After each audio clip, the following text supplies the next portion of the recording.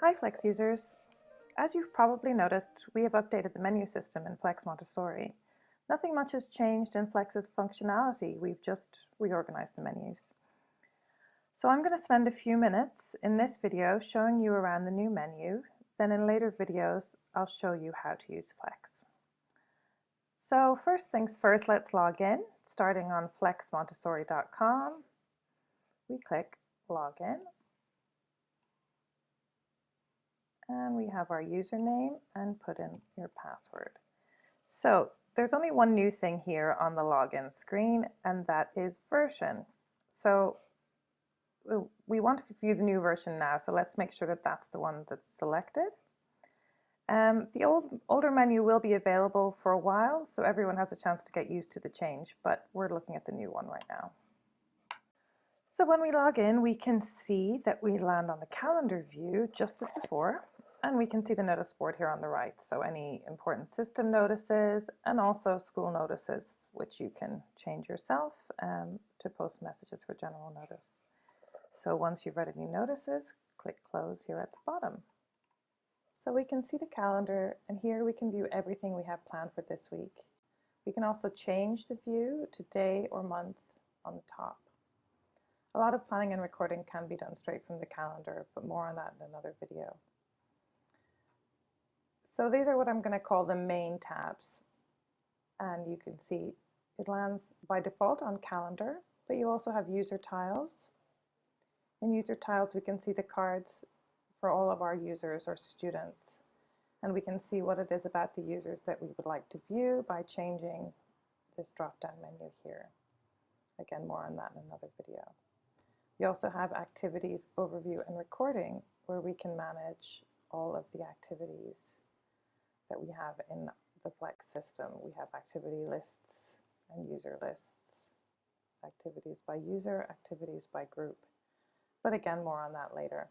So where there used to be a main menu on the left of the screen, we now have these nice tabs on the top, each with a different menu set relating to tasks you may wish to perform with Flex. So users, groups, activities, logs, SMS, settings, help, and more. Let's look at each tab briefly. So in the Users tab, you can find all of the relevant buttons to manage your users, meaning the students in your class, plus the teachers in your school if you're an admin. You can find users by searching here, add users, track attendance, go back to the user tiles, which we've seen already, see a user's grid with details of all your users, and you can also make charts. Let's look now at the Groups tab. These are your classes or other groups. When you add groups, you can assign users to them. Users can be added to multiple groups and can be moved between groups so that students' progress records are easily passed on when they move to a new class. There'll be more about that in an Adding Users video. So here in this orange box is where you select the users you want to plan for. You select your class or group from the orange drop-down menu. By default, this will remain in the way you've last selected it, but you can always come back here to check or change if you need to. You can also add new groups and manage the groups that you already have under this tab.